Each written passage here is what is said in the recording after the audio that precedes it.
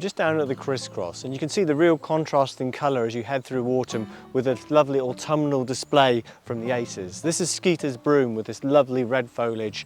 It'll drop and then leave these lovely stems that we'll sort of showcase later on once this area is clear of leaves. There are also some rather interesting plants still flowering away down here. You've got Ageratina, ligustrinum, the incense bush, which is beautifully scented, and the scent really comes out when you get a bit of moisture in the air as well. There's some really nice contrasts at this time of the year between the evergreen and deciduous. Obviously, acers like this, Ōsakazuki, which looks fantastic and resplendent in its lovely autumnal colours here with this beautiful red. But as you look behind me, we've got this wonderful Agathis australis. It's a lovely evergreen conifer, grows in New Zealand, it's its native environment, but doing really well, the specimen we have here. So there's a real contrast between evergreen and deciduous. As you can see, the garden team have been busy at work putting the Gunnera to bed for winter. They've got their little caps on just to cover them up, not so much to give them protection, but just to tidy the area up. They'll soon burst into life again when we head through into the spring and be at full scale once you get through to July and August. The sasanqua camellias really do give that lovely lift of colour as you head through autumn and then into early winter. This is Paradise Hilda. It has a lovely delicate fragrance, and as you can see it's got this lovely vivid pink flowers. Quite delicate, but really do stand out on a dull winter's day.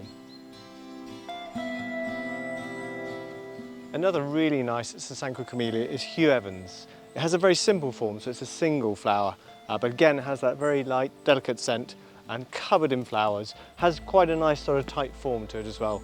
With these sasanquas, they tend to do better in a slightly sunnier position, so they don't want to be in too much shade.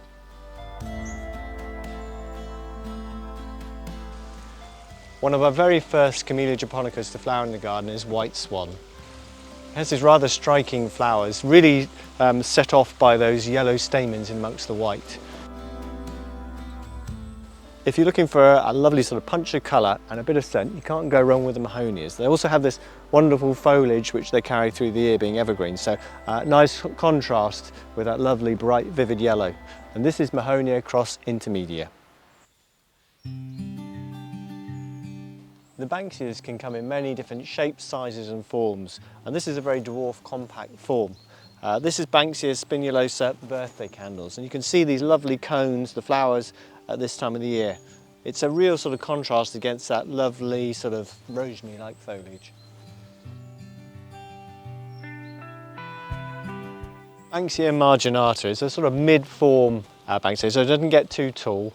Again, at this time of the year it has these wonderful cones which are really, really pretty. It's also quite good at surviving the sort of more coastal conditions. As you can see, it's got a silvery foliage, which is often an indicator that it will take salt winds.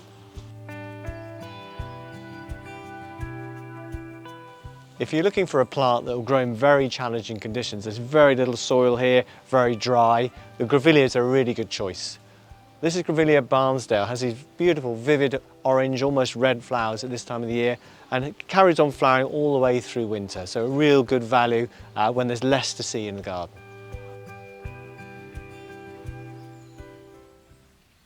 It's always very sad when we have to take a tree out of the garden. One that's been there for many years, and obviously probably in the last 120 years it's been growing in this position. So this was Pinus radiata. We have a tree survey every year just to identify any sort of faults or hazards with our trees, and this one was identified as having a basal decay.